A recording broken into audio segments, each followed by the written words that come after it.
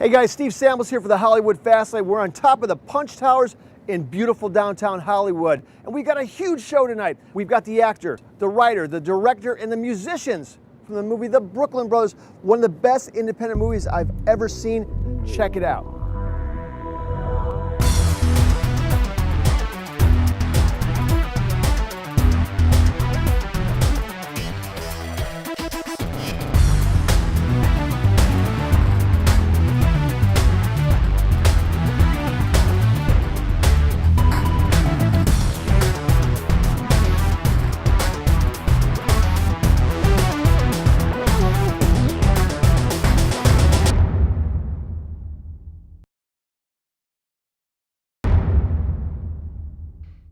As I said, a huge show, guys. Ryan O'Nett and Michael Weston are with me. And Ryan, you were the the writer, the director, one of the actors, and one of the musicians in this amazing movie. And Michael, you were actually one of the musicians and one of the actors as well. I was. Against my will, brother. Against my will. But I just got to tell you guys, we've now seen the movie twice at home and once in the theater, and easily one of the best movies, forget independent, one of the best movies I've ever seen. Oh, man, thank you. Thank you so much, brother. Tell me about, you wrote it, and what we're missing in Hollywood today is great stories. Where did this story come from? What I was trying to kind of explore was that the relationship of an artist to a struggle, or it doesn't even necessarily have to be an artist. Mm-hmm. It could be anybody that's kind of pursuing something that creative? Creative, or that they really love. That they feel slightly beyond them. And I saw these two sides of myself, this kind of dichotomy that was going on, where one side of me was like super, terrified. It was filled with fear and self-critical and had open ears for the critics. And then this other side of me that was probably a little braver than I probably should be. In steps? And like a little, fearless, and ran into the dark and said, "Screw it, I'm doing it anyway." And right. I thought I'd break those two things, parts of myself, and put them into two different characters and kind of have them stuck in a car and kind of like hash out, how do you synthesize that, or like what comes out of it? The movie is an amazing marriage of incredible music that's infectious with just words that are as lyrical and musical as the music itself. Once again, it's absolutely incredible. Michael, when you read the script without knowing the music, did you know where it was going to go? No, man, I had no idea. I mean, one of the best things about reading a script, and it's really rare, is one, a script that makes you like laugh out loud. But what I loved about this script was that it had so much heart to it. It had so much warmth, and when I turned that last page, it left me with this sort of sizzling feeling of hope. I mean, it's a rare thing. You read so much crap, and you get used to it. You just sort of, and when a script comes and you actually you fold the last page and you're like, ooh, okay, that's something I love. Did it surprise you? Yeah, it surprised me, and it made me I feel like all the characters in it, we shot this movie got made in 18 days. My mind is blown by that, first of all. I'm telling you, man. And it's once again a great movie. It didn't feel like you left anything out or tried to save something to make it happen that quickly. No. A big part of that is we have a lovely group of people that work on these films together, and we really know each other. There's a really safe place to work. So you show up to work, take chances, and push yourselves beyond your limits. But at the same time, there's a second speak, so that things move faster. And when you have so little money and so little time, you have to be quick, and you have to be work as a whole, like one organism, essentially. You guys feel that once again you've done it for well under the $5 million. You're more close to $1 million on this movie. Way under $1 million. Under $1 million. Yeah. Oh, okay. Yeah. Does that send a message to Hollywood that you can create something like this for that? Are you saying something by just doing that? No, I feel like that's if there's anything that's trying to be said from the movie, is that these guys they take these little baby toy instruments and they just make something, you know what I mean? They this weird assortment of things that individually, separately, literally baby toys. They're literally baby toys. Let's not beat around the bush. Once again, at the beginning you start listening to them like, hey, that's kind of good. No, man, I play like this like little 80s Casio that like everyone had as like a child. You guys brought your stuff, by the way. Yeah, we You're have gonna play it. a couple play songs. That. I We'll mean, play that. okay. Here on the rooftop, brother.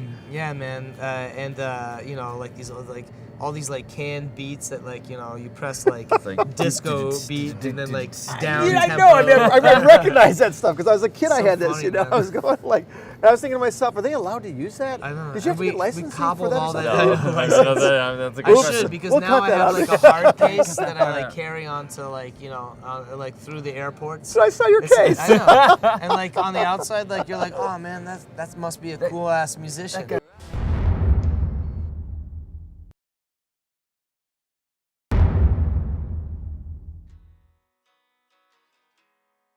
I am back with Ryan and Michael. We're talking about the Brooklyn Brothers, this incredible independent movie you guys made. And you know what I hate doing almost, guys? I don't know why I have to say independent movie. I almost don't want to say that because I think it frames it into something that we see independent movies as something that is darker. And this is not anything that's dark. This is warm and has a beautiful message. Why do we call it independent? Why am I doing that? Help me out here. Because we made that in 18 days. Exactly. Boom. For very, very little money. Yeah. No, you know, I think it's independent of. You know what I really love about independent film when I think independent film, I think you get a certain amount of subjectivity. You get one voice like going through. You know, a lot of times in studio films, there's a lot of different cooks in the kitchen, and they're trying to cater to, you know, different demographics and stuff like that. And in the independent world, a lot of times you get a chance to say like, okay, I'm just putting this thing out. This is what I want to do, and this is what I'm trying to say. And for better or for worse, you get a chance to do that. You get an individual's take on whatever that is, on their life, and you cut to something like more vulnerable and more. It's just different in terms of the access to the actual human being, like the director, especially like a writer director, because I feel like, you know, an independent film writer director, like you actually get to see the evolution of that whole being, the whole thought process behind that script, you know, to its like until it's like actualized. And then you have this like incredible collaborative effort that like, you know, you're like shot out of a cannon. You have 18 days. You drop these peeps down in Maryland, and you say go, and everyone has to check their egos at the door, and you have to go to work. And the thing that's wonderful is it's very revealing. Like you get the authentic, you know, like Jason Ritter and Wilmer Valderrama and Christopher McDonald and Melissa Leo and all these people who just jump in there, like, you know, and bring their A game to the and table. McCarthy, you know? like all these like amazing actors, and you see the sides of all these people that are there, like, you know, unhinged. They're there to do their work, and They're not at a doing it safe because they place. want. They're not doing it because they want another swimming pool. Nothing else. There's no dough involved. It's there. You're there for passion. They, you know? they're passionate about it, and they have something to say, and maybe something in it speaks to something that you know, and they're willing to that take they're a part risk of a story. Exactly. on stuff like, That's and it's a huge part safe of it. environment because you're there to collaborate. Like that's the reason you're there. You want to make your the emphasis of the project is on the project. It's off of yourself. It's, you know. Do you think the pure reason for making a film like this translates to the movie itself, to the performances that come about because of it? Because you're not doing it for the money, you're doing it for the purity of the art. Without a doubt. Like I didn't know Ryan before this, like at all, really. I mean, I really didn't. And like, you know, I feel like, you know, he's one of my best friends in the world, and like it happened. Man. I just over got married. The He read something at my wedding, and we're that Wow, close, and we dude. didn't know each other prior to this whole project. I mean, he's like. And it's because I love this you dude. jump in the trenches with that person, and you trust them completely, and you like all obstacles are torn down, and you're like, all right, let's go to work. And there's some just like I don't know, there's something just really wonderful about that. There was process. something else about the movie that was so beautiful. The cooking analogy comes back to me. You lightly spiced this with Wilmer, with Andrew McCarthy. Yeah. Small roles, perfectly fit. And the casting couldn't be better in my opinion either. But it was beautiful how you were able to take these great actors and give them just these pieces that gave a little enhancement to the movie that really moved it along. Do you feel that, Michael, for what happened with all these little pieces in there? Some of my favorite moments in the movie are from those guys that you just mentioned, and like all the other, like Ariel and I mean just really all the actors across the board. I think, you know, you made incredible casting decisions in this movie. Was it luck a lot, or are you just amazing? I mean, you know what? I feel like I do very little actual auditioning. You know, maybe because I am an actor, so I've worked on projects with other people. You got a different eye. Yeah, I just see people, and I know something that they would just kill it. Like I knew Wilmer, would just kill that role, and he's so funny, you know. Or Jason Ritter, like he's, you know, fantastic and he opens at the the beginning. whole movie with that, and he puts the statement out there. You know, it's like he says that right off the bat in the street, like if you want to be a man, you got to play the music of men, bro. I got to tell you really quick. We watched it on a television set twice, and then watched it in the theater. You got to experience this on the theater because there's little things like he did. I didn't even notice when in the 2 times I watched before where he said you're not gonna. I'm worried about you killing yourself or something like that. Dude, I love that. I love it when Ritter has so many, like he has that one, like, you know, funny, 2 scenes man. or whatever he does. He does so many little things that I think are so hilarious throughout this whole movie. And everyone was like that. And the bottom line is, like, they come, they put their ego out, and they just, like, they go to work, and, like, they just bring their, like, best side to it. And a lot of it stems from, you know, it's really hard to be an actor and a director. Like in that process, like all the way. Yeah, as a director, you're getting, you know, people asking you 1,000 questions every 5 seconds about what they should. Like, you're just getting a constant barrage. So to be able to step out of that barrage and into the role of director, into the role of actor, it takes a lot of focus, and then to be captain of the ship and you know, and go at it with so much love and so much passion amidst all the chaos. There's a it's lot actually of support, what, man. I and mean, it takes a lot of support. It comes and from a lot that of place. grace. I mean, we had a scene, a day that was like, it was such a hard day, and the crew had been working like 14-hour days, you know, where they're probably getting paid for 12. Yeah. You know, like 12 hours, and they're crappy days at a grocery store. Yeah, and they're working their ass off, and it was a really hard day. And we came back in early the next day, and everybody was exhausted, and it was just, you know, you were just beyond your peak. And it just happened to be the day that Wilmer and Christopher McDonald were there. Like the day we shot that scene, and they were so funny and so fun. And like Chris McDonald, man, he's just such a wonderful guy. He's like a big kid. We were just hanging out with him earlier. He came to the show. And was he there tonight? Yeah. I didn't even notice that, man. Yeah, man. He was sitting with my pop tonight. So awesome. cool, man. And Wilmer is like him. He's a really close friend of mine, and just like they just brought that fun onto the set. They had the whole crew laughing, and it just turned the whole thing around. I came on set the next day, and I brought that shit down. He did. Did you? Crashing back, into the ground. Killing it. Wiped that smile right off your face. First of all, how do we? Is there a website? Is there something? I mean, how do we find you guys? There's a website that you can go to. It's brooklynbrothersmovie.com. Okay. It's out in theaters right now. It's playing at the. So it's tonight in the theater. Yeah. Sundance Cinemas at Sunset and Crescent Heights in Los Angeles. It's playing in Seattle. It's playing in Portland right now. It's about to play in Palm Springs. Today, it came out on VOD.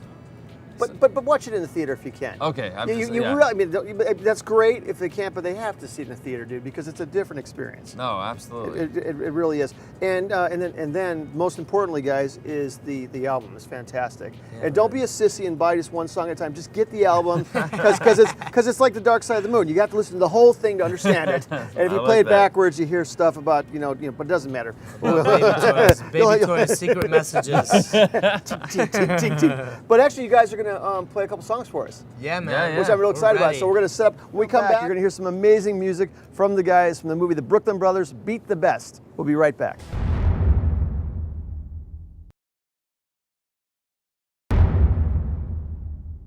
Ladies and gentlemen, The Brooklyn Brothers.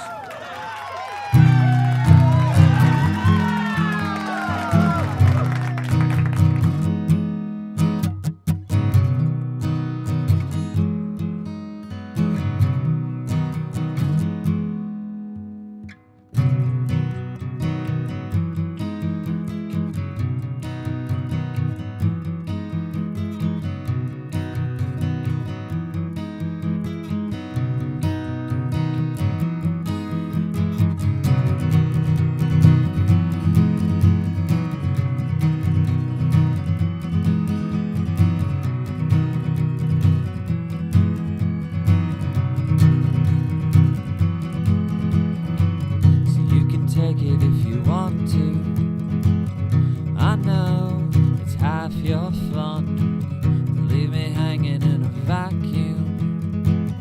Nowhere, no one to love me. Someday, someday, I'll never come down. Someday, someday, I'll never come down.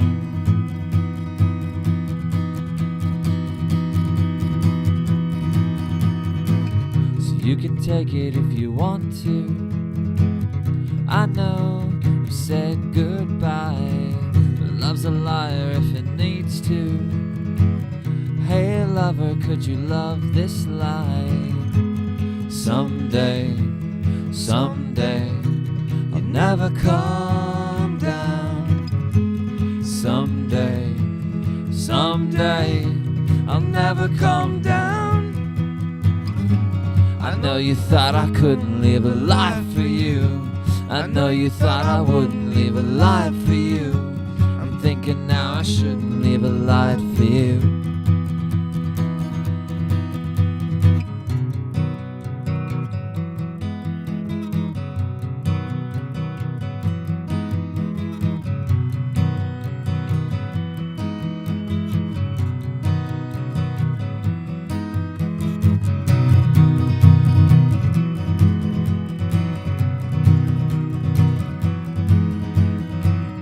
No more hanging here, I'm free now. So you can take your best shot, I don't care. 'Cause love's an anchor holding me down. Hold me up or pull me down. Someday, someday, I'll never come down. Someday, someday, I'll never come down.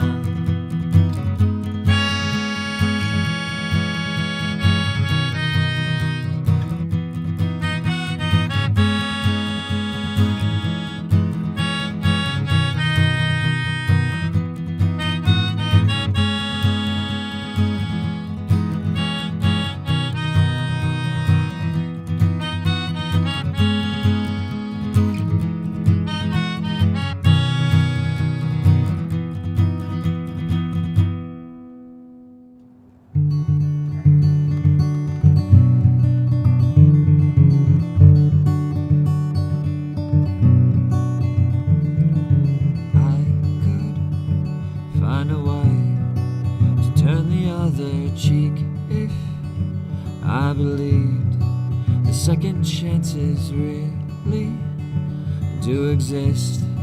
But nothing I have seen here points to this, so I've got no answers.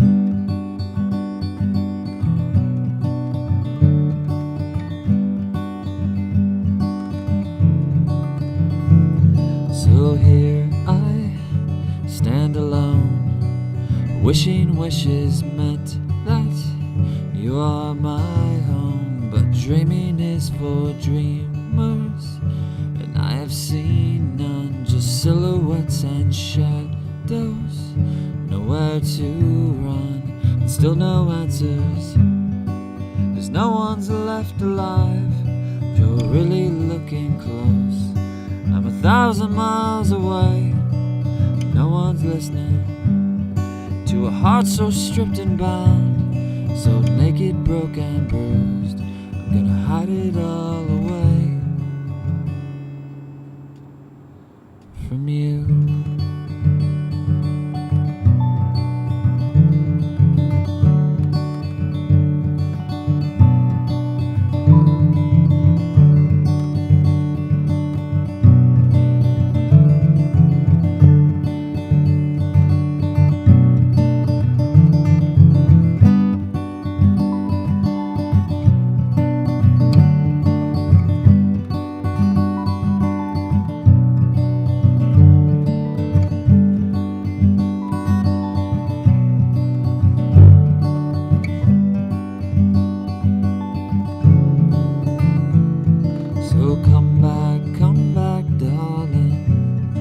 You see me standing, turning this wheel slowly. To turn the tide, just reach out for me. 'cause you are not alone. Oh, no, you are not alone. No, just come back, darling. You see me standing, turning this wheel slowly. To turn the tide, just reach out for me. 'Cause you are not alone. Whoa, no, you are not alone. No, in this wasteland, 'cause no one's left alive. If you're really looking close, I'm 1,000 miles away. No one's listening to a heart so stripped and bound, so naked, broken, bruised. I'm gonna hide it all away.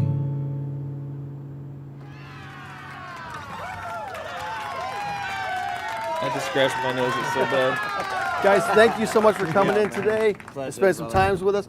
So basically, people are going to go to brooklynbrothersmovie.com to find out more about the movie. And how can they find the album? Because they got to buy the whole album. iTunes, Brooklyn Brothers, the album. And you got to go there right now. As soon as you're watching this, just stop watching, put it on pause, go do that. For Ryan and Michael, I'm Steve Samblis, the Hollywood Fastlane, and we are out of here. I'm going to play.